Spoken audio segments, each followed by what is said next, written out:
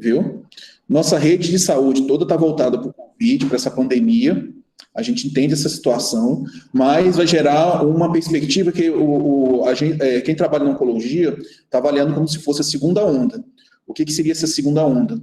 Seria um caso de pacientes que nós não vamos fazer o diagnóstico, os pacientes não vão conseguir fazer o tratamento, e quando esse paciente chegar depois, o serviço de saúde, principalmente público, vai estar saturado, porque vai ter fila de espera, dificuldade para marcar consulta, para iniciar o tratamento. Então, o caso de pacientes que teriam uma doença na fase inicial, o estadiamento inicial, que a gente poderia tratar com cirurgia, muitos deles podem até evoluir para casos que vão precisar só de paliação. E também tratamentos mais demorados, mais complexos, envolvendo quimioterapia e radioterapia. Levantamentos de várias instituições, sociedades de oncologia no mundo, e também estudos epidemiológicos, deram uma perspectiva, assim, só para vocês terem ideia, que o impacto disso no Brasil. Considerando a duração mínima média da epidemia, no bloco regional de 3 meses no Brasil, isso vai impactar em 3 meses. Nós já estamos para o 4º mês já. 171 mil pacientes com dificuldade de realizar o diagnóstico de câncer. Essa é a perspectiva que a gente está já se encontrando já. Covid-19. A gente fazendo um breve relato histórico para vocês terem um relato para a gente entender a correlação e a gravidade do problema. Em 12 de dezembro de 2019, foram começados a identificar vários casos de pneumonia na cidade de Wuhan. Esses focos se iniciaram. Segundo relatos, a partir de novembro já tem alguns levantamentos já que estão ainda sobre investigação, desde agosto já começou a apresentar casos na China já. Caso o paciente evoluiu com pneumonia, e dessa pneumonia evoluiu com síndrome respiratória aguda. Em 12 de janeiro de 2020, foi feita a identificação do vírus SARS-CoV-19, o coronavírus, aí sendo denominado coronavírus ou Covid pela Organização Mundial de Saúde. Até então, tinham dúvidas se essa doença era ou não transmissível entre seres humanos. Mas depois, ainda no meados de janeiro, ainda foi tirado essas dúvidas e confirmado a questão da transmissibilidade. E a transmissão pode ser feita por gotículas, secreção respiratória, contato direto, e também vários estudos têm demonstrado que ele pode ser encontrado em alguns suaves de fezes e até mesmo em amostras de sangue. Viu? Um trabalho feito pelo Dr. Luiz Carlos, que foi publicado na Revista Brasileira de Cancerologia em abril de 2020, fez essa verificação histórica, e em fevereiro para abril foi determinada a pandemia, sendo que começou o foco na China, da China foram para alguns países próximos, além do continente asiático, sendo que o segundo pico, o epicentro, foi a Itália, e a Itália se difundiu para a Espanha e outros países da Europa, em seguida a América do Norte, e agora o foco está sendo na América do Sul, em especial o Brasil, onde nós chegamos à marca de mais de 50 mil óbitos e mais de 1 milhão de pacientes contaminados. Isso sem fazer, está sendo feito um levantamento junto com o Ministério da Saúde, com o auxílio do IBGE, onde estão fazendo amostras aleatórias coletando. Em cidades como o Natal, como Manaus, quer dizer, já tem indícios já que a quantidade de casos lá é de 5 a 7 vezes o que foi realmente feito o diagnóstico. Um dado que nós vamos começar a abordar agora é a correlação do Covid-19 com câncer. Em vários levantamentos, foi verificado que um dos fatores de risco para uma evolução desfavorável, com péssimo prognóstico, para pacientes Covid-19 são pacientes idosos e pacientes imunocomprometidos. Sendo que o paciente oncológico, em alguns momentos do seu tratamento, ou mesmo em decorrência da doença, pode evoluir com esse quadro. Sendo que a gente verifica que o paciente imunocomprometido, que adquire a infecção por coronavírus, desenvolve a forma grave, que vai evoluir com insuficiência respiratória, quadro de febre, e até mesmo surgimento de sepse, esses pacientes invariavelmente vão acabar indo para a UTI e evoluem de forma satisfatória, sendo que muitos deles vão a óbito. Então, o cuidado que tanto na China, como na Itália, nos Estados Unidos, e agora no Brasil nós estamos tendo, e nas sociedades médicas que tratam a questão do tratamento do câncer, é que a gente tem que evitar que esse paciente oncológico criar maneiras para poder que ele não se contamine. E também, durante o seu tratamento, avaliar o risco-benefício de iniciar determinados terapêuticos que podem fazer com que ele fique imunocomprometido numa área que tenha epidemiologicamente alguns dados que ele possa ter o risco maior de se contaminar. E um outro levantamento também, que no momento dessa pesquisa, que foi o levantamento de SARS-CoV-19 em pacientes com câncer, capitaneado pelo Dr. Luiz Tuller, foi que na PubMed, até 7 de abril, a revista, essa publicação, esse artigo foi publicado dia 20, existiam só 3 mil trabalhos sobre Covid-19. Então, a gente está vendo que no vocabulário chinês, crise tem quase um significado de oportunidade. Então, é uma demanda que a gente verifica que vai ter o surgimento de várias pesquisas de trabalho para poder avaliar os impactos do Covid-19, principalmente nessa questão do tratamento e no cuidado do paciente oncológico. Nesse levantamento de Liang, que foi um dos primeiros trabalhos que foi feito analisando a nível nacional a questão do tratamento oncológico de pacientes com câncer, foi verificado no levantamento, isso em março, de 1.590 casos de Covid-19, 18 pacientes apresentavam histórico de câncer, sendo com a prevalência de 1,1%. Os pacientes com câncer, a mediana de idade era de 63,1 anos, pacientes idosos, e também um dado interessante em relação ao tabagismo. Existia uma incidência maior de 22% em relação a 7% que não tinham o diagnóstico de câncer. E, fazendo a avaliação do diagnóstico, a manifestação mais grave da tomografia, que é aquelas lesões de vidro fosco, com grande comprometimento do parênquima pulmonar, foi observado em 94% desses pacientes. E um dado que começou já a chamar a atenção nesse momento é que os pacientes com câncer apresentam maior risco e um pior prognóstico em relação à evolução dessa nova doença. Os grandes desafios que todos esses países e que a gente está apresentando hoje é a preparação da rede de atendimento de saúde para o diagnóstico e tratamento do Covid-19. E em alguns locais, em detrimento já que antes da crise do Covid já tinha dificuldade na assistência, isso fez com que algumas estruturas que davam suporte para a avaliação de casos de câncer inicial, diagnóstico e até mesmo tratamento, eles foram direcionados para o tratamento da pandemia do Covid-19. Então, com isso, começou a criar uma série de cenários que, de certa forma, está atrapalhando o diagnóstico e o tratamento e o cuidado, em geral, do paciente com câncer, que é questão de falta de exames para o diagnóstico, ou seja, aquelas cotas de exame que, vou dar um exemplo aqui no SUS, no Brasil, que nós não temos muito, assim, a capacidade instalada de UTIs, de tomógrafos, de até mesmo equipamentos para realizar diagnóstico laboratorial, que pode ser utilizado para fazer os exames sorológicos para fazer o diagnóstico COVID, essa rede, em decorrência dessa epidemia e a pandemia do Covid-19, foi todo direcionado para o diagnóstico. Ou seja, eu vou dar um exemplo. Aqui em Imperatriz, hoje, por exemplo, a gente conseguiu uma tomografia pelo SUS para alguma outra patologia, sem ser o Covid, está um pouco complicado.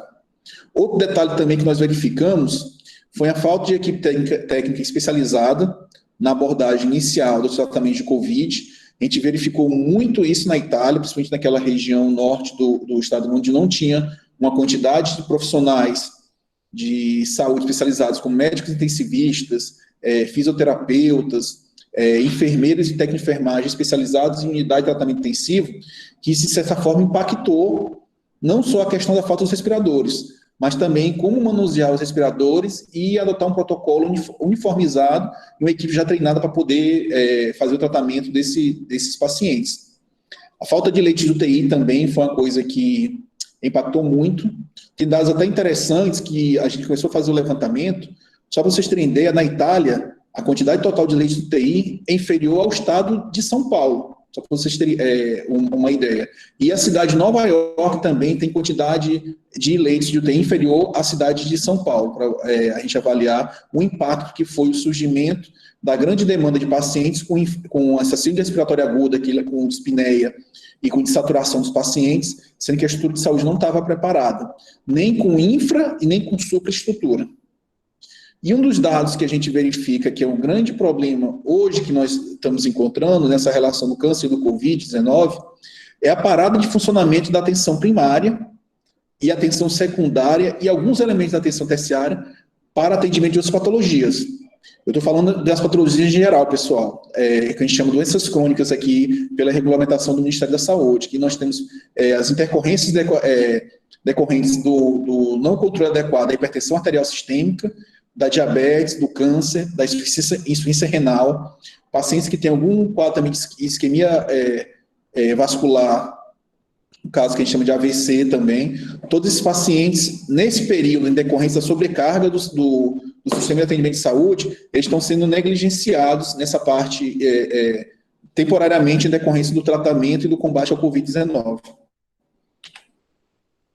Esse é um gráfico que eu coloquei só para vocês avaliarem a relação de quantidade de leitos, o que seria o ideal e o que seria... o ideal seria o verde, viu que o Brasil, a Alemanha, os Estados Unidos estão com a relação até de certa forma satisfatória. E vermelho é aqueles que têm um déficit muito grande. E geralmente são esses países que a gente vê que estão tendo uma evolução não muito satisfatória, viu? É a relação de número de leitos de UTI por 100 mil habitantes. Esse aqui é uma curva para vocês avaliarem as mudanças que tiveram na nossa demografia em relação a causas de mortalidade. A gente tem esse gráfico aqui desde 1980 até início de 2010. A gente verifica que no início da década de 80, a principal causa de morte no Brasil era doenças infecciosas parasitárias, que é a linha azul. Sendo que a doença do aparelho circulatório começou a apresentar um crescimento e hoje, disparado, é a principal causa de óbito. Um dado interessante que eu coloquei essa curva, vocês podem verificar em 1980 a questão dos cânceres, neoplasia. Era a quarta, ficava atrás de causas externas, doenças infecciosas parasitárias e doença do aparelho circulatório. Na transição de 2000 para 2010, passou as causas externas e hoje é a segunda principal causa.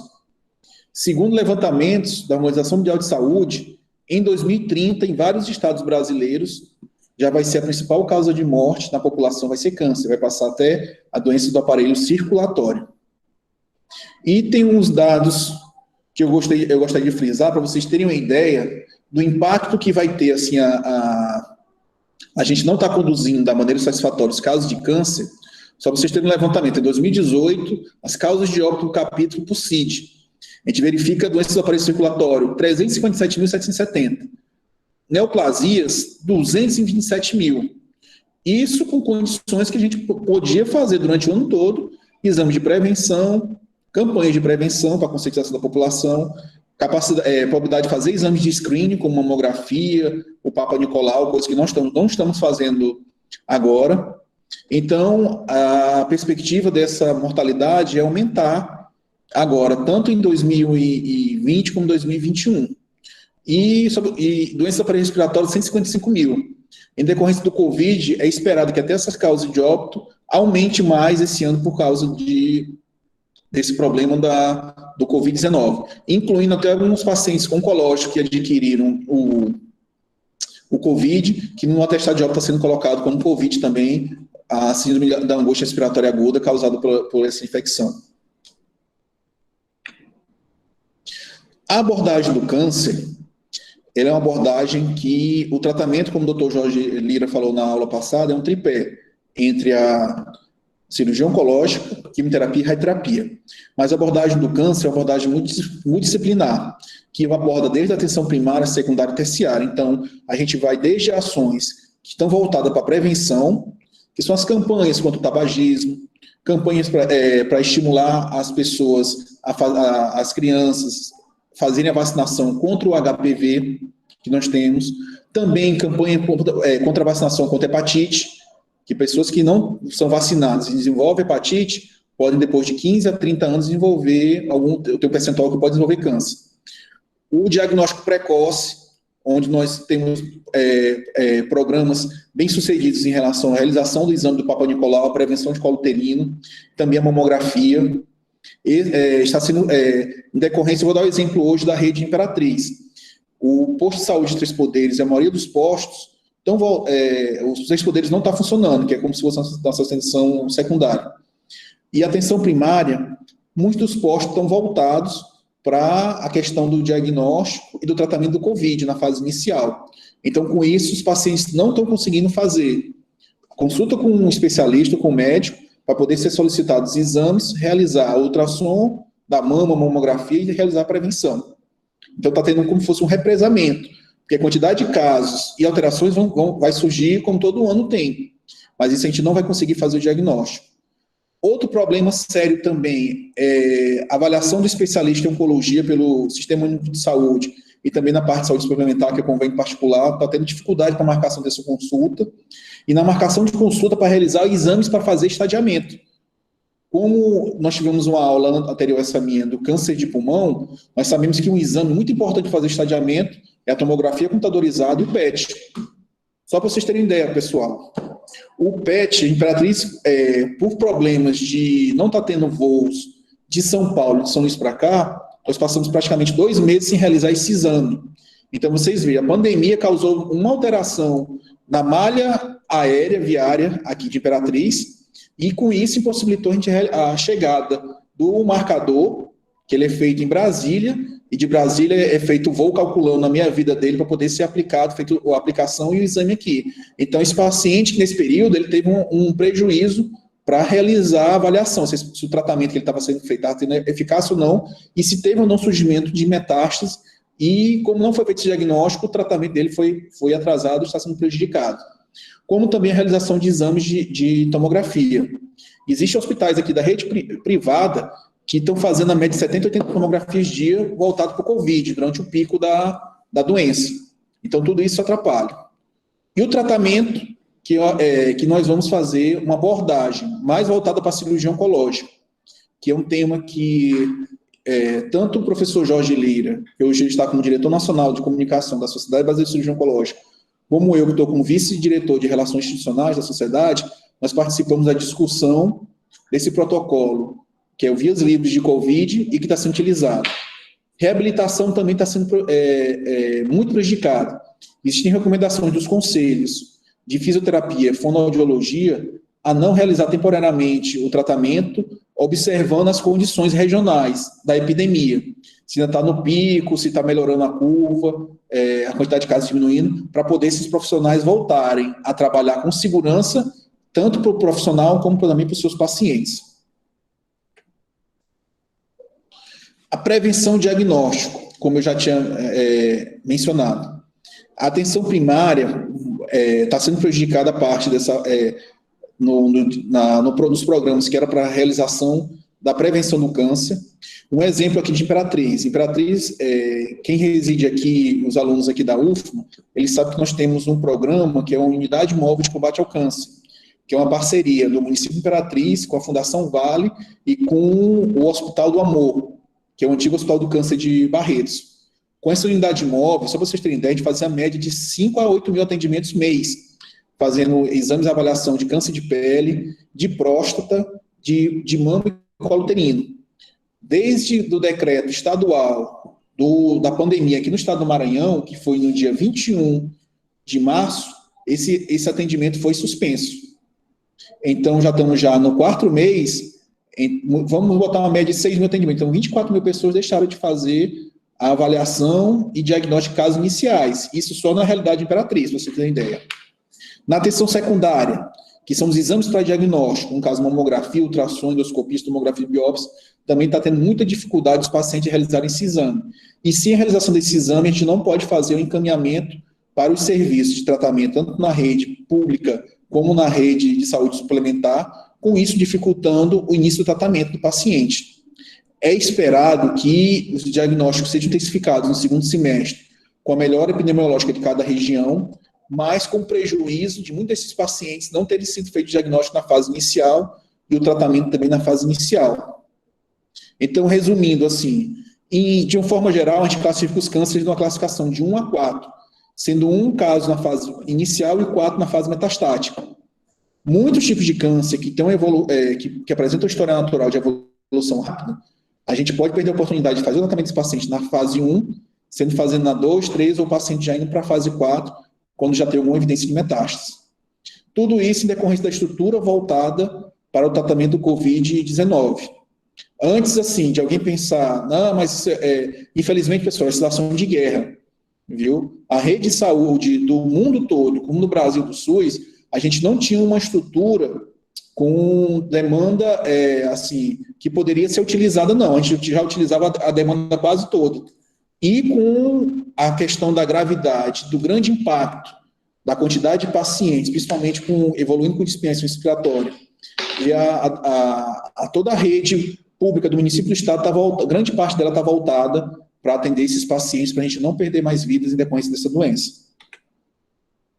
Reabilitação, como eu já mencionei, existe uma recomendação da Sociedade de Fisioterapia e de Fonoaudiologia, suspensão do atendimento durante o período da pandemia do Covid-19, sendo que a cada mês, tanto as sociedades como as sociedades médicas também, eles avaliam a evolução da doença no cenário nacional, como também regional, para poder orientar os seus profissionais quando e como e qual a melhor maneira de voltar a fazer as atividades.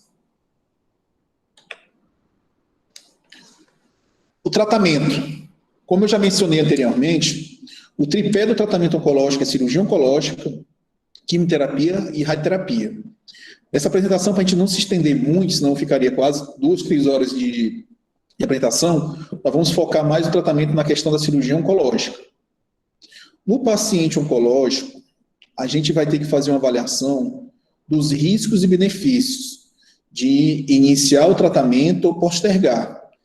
Isso vai ser uma avaliação que cada sociedade vai estar sendo definida, as suas regulamentações e sugestões, mas cabe ao profissional uma conversa, uma boa relação médico-paciente, individualizar cada caso para você poder avaliar qual a melhor conduta. Principalmente para a gente chegar nessa equação. É melhor tratar esse paciente agora? Tem risco dessa doença avançar ou virar uma doença inoperável ou acarretar em risco de vida ou qualidade de vida para esse paciente? Ou esse paciente apresenta um tipo de câncer que, se eu postergar o tratamento 2, 3 meses, até diminuir esse pico da infecção aqui na região onde eu moro, não vai trazer nenhum problema e também vai diminuir o risco dele se contaminar? Então, todos esses fatores que as sociedades estão utilizando e avaliando para propor o melhor tratamento e ver a realidade de cada local para a gente poder propor o melhor para o paciente. Visto isso, para diminuir o risco dele ser contaminado indo ou no próprio serviço, ou o risco de você não tratar ele e esse paciente evoluir de forma não muito satisfatória. Um recado que eu quero deixar já, assim, casos de urgência oncológica, urgências em cirurgia geral, eles estão sendo operados em hospitais que não têm casos de Covid, porque são casos que não dá para esperar. Essas situações que a gente vai avaliar cada caso, são casos de paciente que foi feito diagnóstico agora e que a gente tem que avaliar, tomar decisão. Vou dar um exemplo. Paciente com câncer de pele, tipo base celular, que é uma lesão que tem um comprometimento mais loco-regional, com risco de metástase muito pequeno, a lesão fase inicial. Esse é um tipo de caso, dependendo da localização e do estágio geral do paciente, tem como esse paciente, a gente caminhar ele para casa e ficar acompanhando e aguardar as melhores locais dessa epidemia, da pandemia, para poder fazer o tratamento. Já um paciente que está com câncer de pâncreas, numa região, transição ali de corpo, já indo para a cabeça, e que você avalia que se você postergar 2, 3, 4 meses, pode causar um prejuízo para o paciente, nesse caso tem indicação de você conversar com a família e indicar a questão da cirurgia, mas tanto o paciente como os profissionais de saúde e o serviço adotando critérios e cuidados para o manuseio e o cuidado desse paciente. A Sociedade de Cirurgia Oncológica do Brasil desenvolveu um programa, uma série de recomendações chamada Vias Livres de Covid-19, que é mantendo o tratamento do câncer durante a pandemia. Isso foi uma discussão que, desde o início da pandemia, a Sociedade Brasileira de Cirurgia Oncológica ela ficou na vanguarda dessa discussão, inclusive mandando essas recomendações para o Ministério da Saúde e também para as outras sociedades médicas, como a Sociedade Brasileira de Oncologia Clínica, a Sociedade Brasileira de Terapia e até mesmo a Sociedade Brasileira de Cirurgia Geral. O conceito que nós queremos, com essas recomendações e com esse trabalho que foi feito, fazendo uma revisão minuciosa da literatura mundial que tinha de trabalhos em relação ao Covid, realização de reuniões via webinar com colegas cirurgiões oncológicos brasileiros que moravam na Coreia do Sul, na China, na Itália, nos Estados Unidos, e até colegas meus da ESSO, que é a Sociedade Europeia de Cirurgia Oncológica, e a CSO, que é a Sociedade Americana, para a gente discutir e avaliar quais seriam as melhores estratégias, revisão minuciosa da literatura, para ver o que estava sendo feito, que poderia ter impacto e importância de critérios para a gente avaliar isso, para servir como fosse um guia para os nossos profissionais, pacientes e também para os gestores de saúde dos hospitais da rede privada e pública, como também os secretários de saúde municipal e estadual, para poder, em conjunto, adequarmos a rede de assistência do paciente, para esse paciente poder ter um caminho, caso seja necessário fazer uma intervenção oncológica, que ele não diminua o risco dele se contaminar e não evoluir de forma satisfatória. Revisando, só complementando o que já tinha mencionado já, foram recomendações baseadas nas literaturas e experiências de outros países e outros colegas. É um conceito. Infelizmente, assim, não tem como a gente garantir um ambiente 100% livre de Covid, mas através de alguns cuidados, recomendações, a gente pode organizar a rede, desde o paciente para fazer o diagnóstico, fazer o tratamento, para fazer diminuir muito o risco desse paciente ser infectado pelo Covid. Como mencionado, serve como auxílio para a gestão de saúde, hospitais, e o que a gente quer é garantir um tratamento oncológico mais seguro durante a pandemia. Só frisando o que eu já mencionei anteriormente, os casos de câncer não diminuíram por causa da pandemia, não estão sendo diagnosticados. Tem um estudo bastante interessante, foi publicado na Lancet Oncology, agora em maio, no Liang, que é aquele que eu já mencionei para vocês já. Ele avaliou a redução do risco de pacientes oncológicos contaminados. Esse risco pode ocorrer 40% em áreas de alta incidência. E um dado interessante para vocês avaliar, que nesses pacientes que desenvolveram, nessa avaliação que foi feita a avaliação de toda a China no trabalho do Liang, que pacientes que foram submetidos à cirurgia oncológica, que desenvolveram durante a internação sintomas e a infecção pelo SARS-CoV-2 no pós-operatório, mais de 90% deles invariavelmente evoluíram para UTI e para óbito. Isso é uma taxa de mortalidade altíssima. Sendo que os ambientes que eles começaram já a ver, e já começaram durante a crise, isolar algumas redes de clínicas, de hospitais, para poder fazer como se fosse rede livres, ocorreu um menor risco de contágio, sendo que esse risco ficou na faixa de 2% a 5%. Outro dado também, a gente fazendo uma avaliação desse estudo, capitaneado pelo André Mermuzzi, que foi publicado na Lancet agora em 2020, em maio, que a gente também tem que ficar atento à equipe. O cuidado com os profissionais de saúde. Na Itália, 20% dos profissionais de saúde se infectaram em decorrência do Covid. Entre médicos, anestesistas, técnico de enfermagem, fisioterapeutas e uma certa mortalidade considerada. Tem regiões lá que até 20% a 30% dos profissionais que se contaminaram, que tinham alguma comorbidade, estavam com a faixa etária acima de 60 anos, eles evoluíram com óbito. E outro dado também que chama a atenção é a exaustão física e mental desses profissionais que estão na lida do Covid e também a tormenta na tomada de decisões. Porque na Itália chegou um momento que a quantidade de respiradores era insuficiente para a quantidade de pessoas que precisavam ser entubados e fazer uso de ventilação sistêmica.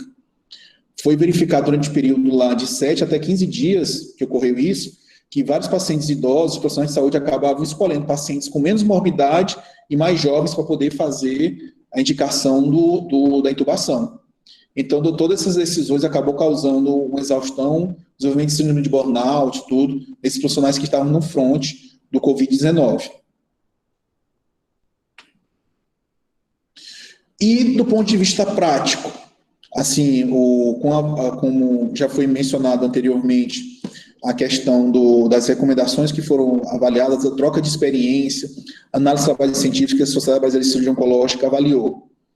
As recomendações que foram solicitadas foram a suspensão de consultas de acompanhamento. Nessa primeira fase, pacientes que estão fazendo acompanhamento de câncer, já foram operados já há 2, 3 anos, já terminou químio, e estão fazendo só um acompanhamento, porque caso muitos de vocês não saibam, todo paciente oncológico, a gente faz um segmento bem intenso nos primeiros 5 anos da doença. Nos primeiros 2 anos, a cada 4 meses, o paciente vem com a equipe multidisciplinar fazer o acompanhamento, porque existem algumas patologias que têm um maior risco de recidiva, ou seja, apesar do tratamento, da cirurgia adequada, pode ser que a doença volte. Então, a gente faz essas consultas de segmento e acompanhamento para poder diminuir esse risco e, se for feito esse diagnóstico, poder fazer a continuação do tratamento da melhor maneira. A partir do 3º ano, a frequência diminui para cada 6 meses, e a partir do 5º ano, 1 vez por ano. Então, nesses casos, para nós diminuirmos a quantidade de pacientes e acompanhantes no serviço de oncologia, estão sendo postergadas essas consultas de acompanhamento.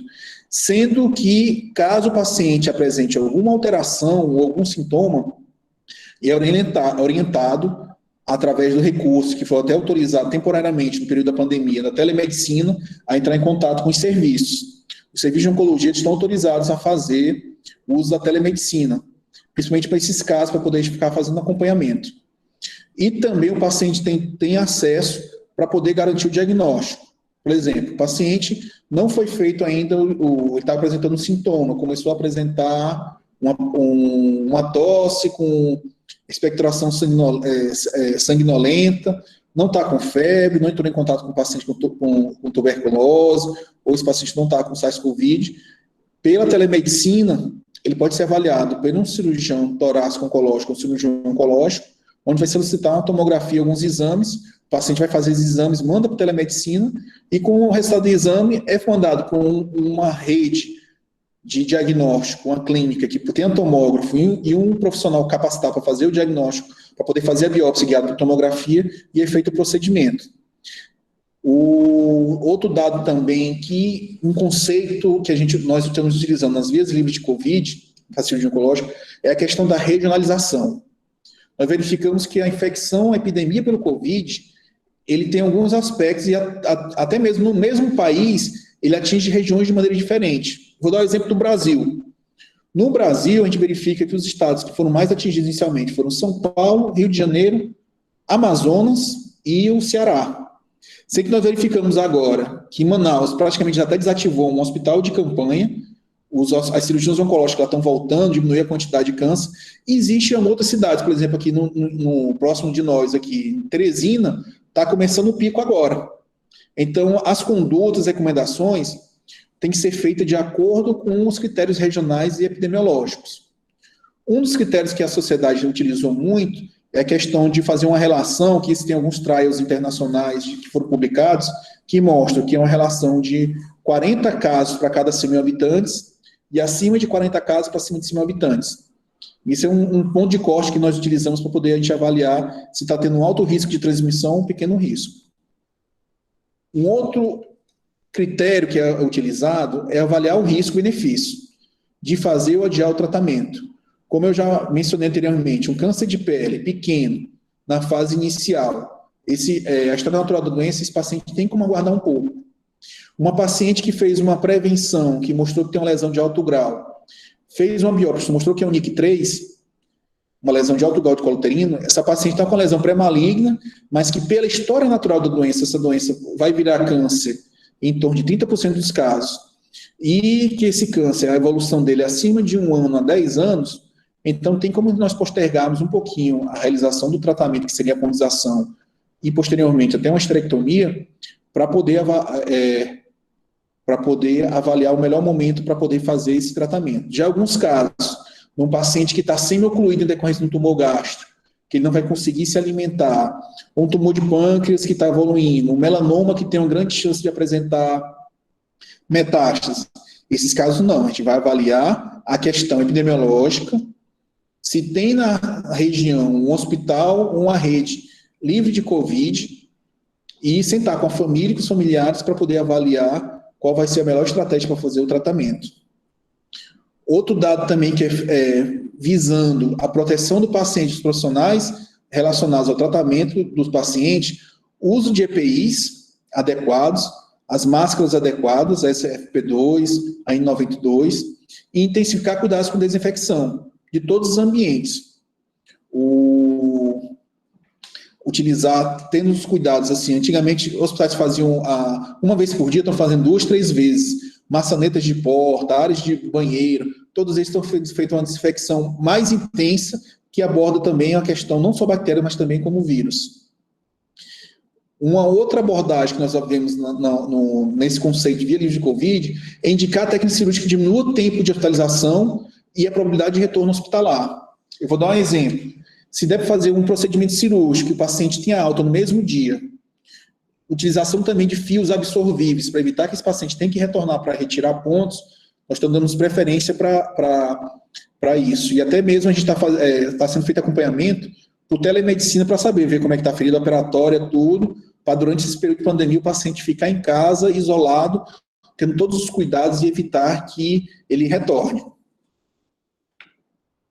Existem algumas considerações que, como nós estamos abordando a questão de cirurgia oncológica, que é a questão da cirurgia minimamente invasiva, que nós temos a laparoscopia e a cirurgia robótica. São procedimentos que eles fazem com que o paciente tenha uma recuperação, tenha internação menor. Só que gerou um problema, que alguns trabalhos identificaram que existe a possibilidade que, para poder você fazer a cavidade, para poder operar, manipular as alças, fazer a cirurgia do paciente, você tem que insuflar CO2, fazendo o que a gente chama de confeccionando um pneu no peritônio. E alguns trabalhos mostram que pode ter viabilidade, se o paciente estiver doente, pode ter a questão da viabilidade desse material de partículas de vírus nesse pneu peritônio. Com isso, tendo o risco de contaminar anestesista toda a equipe cirúrgica. O que foi feita a adequação foi em salas que tiveram sistema de pressão negativo, utilizar esse sistema de pressão para poder não ficar com acúmulo desse ar na sala operatória, e também o surgimento de dispositivos que fazem como fosse, a gente coloca nos trocáteres, e eles ficam filtrando a fumaça ou o ar residual dessa cirurgia laparoscópica. Porque o que o paciente vai ganhar com a cirurgia laparoscópica vai ser incisões menores e uma melhor recuperação e a probabilidade dele ir para casa o mais cedo possível. Então, tendo esses cuidados, está sendo feito esse procedimento.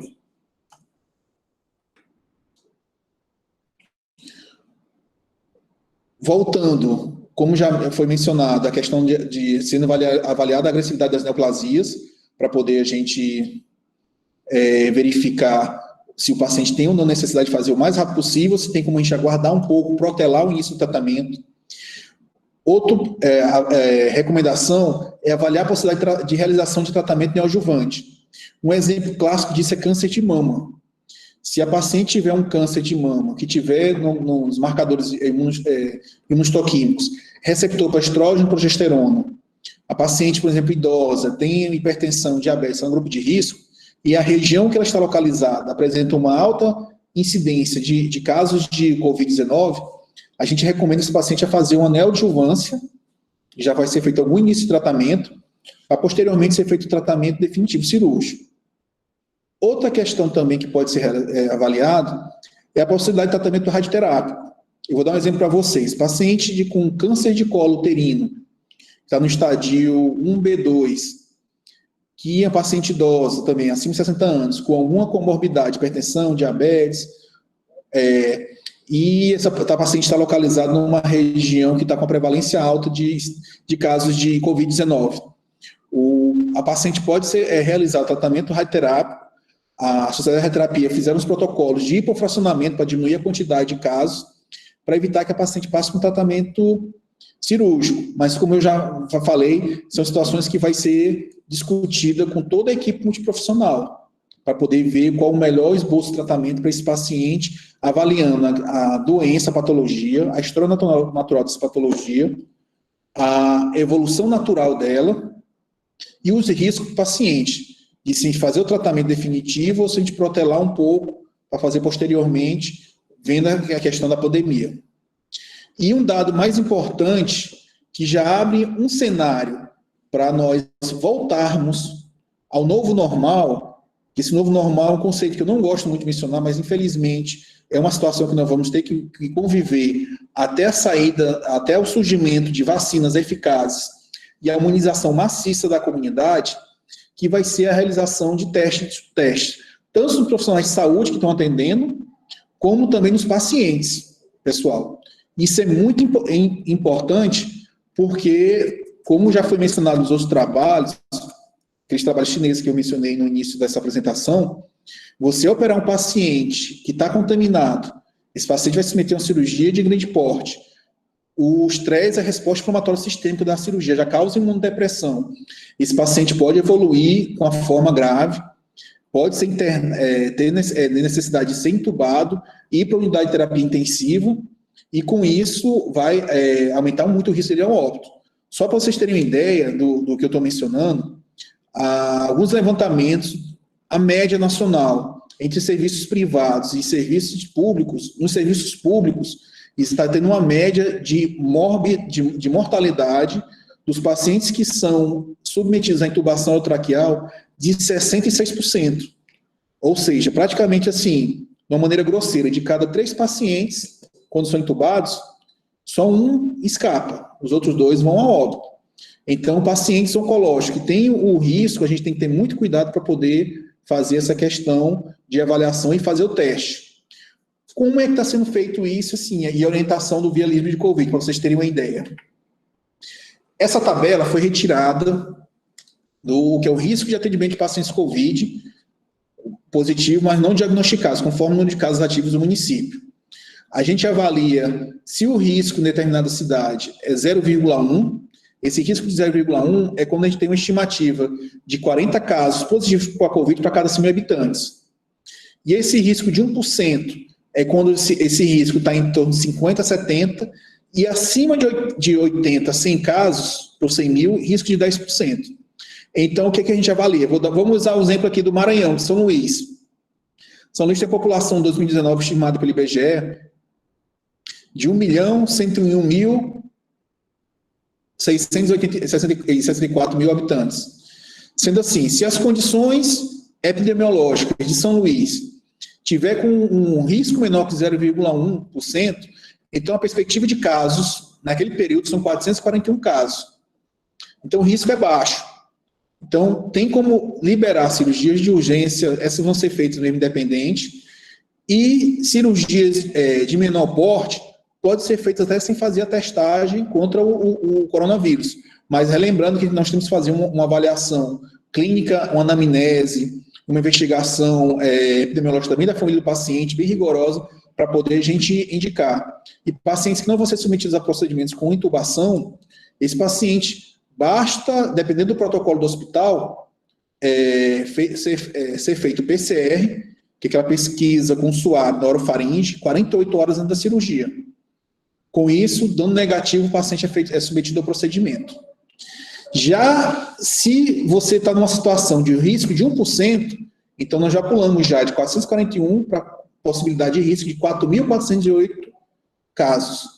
Então, nesses casos, assim, as cirurgias de urgência oncológica vão ser feitas independente do quadro, mas as cirurgias de uma cirurgia que vai precisar, vou dar um exemplo assim, uma gastrectomia total, uma pancreatectomia, uma lobectomia pulmonar, esses pacientes vão ter que ser avaliados 48 horas antes com um PCR, para a gente avaliar se tem ou não vírus, e em alguns casos, também até com a utilização também da tomografia computadorizada. Isso vai depender muito do protocolo do serviço para poder ver se o paciente já tem ou não alguma alteração ou lesão suspeita do COVID, que é aquela alteração de vidro fosco, que o radiologista vê.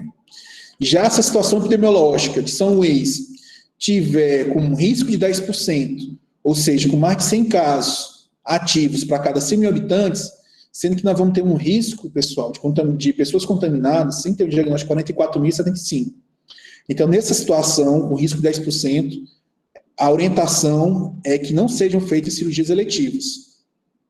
Só mesmo cirurgias de urgência, que o paciente vai ter um risco de vida iminente se não for feito essa avaliação.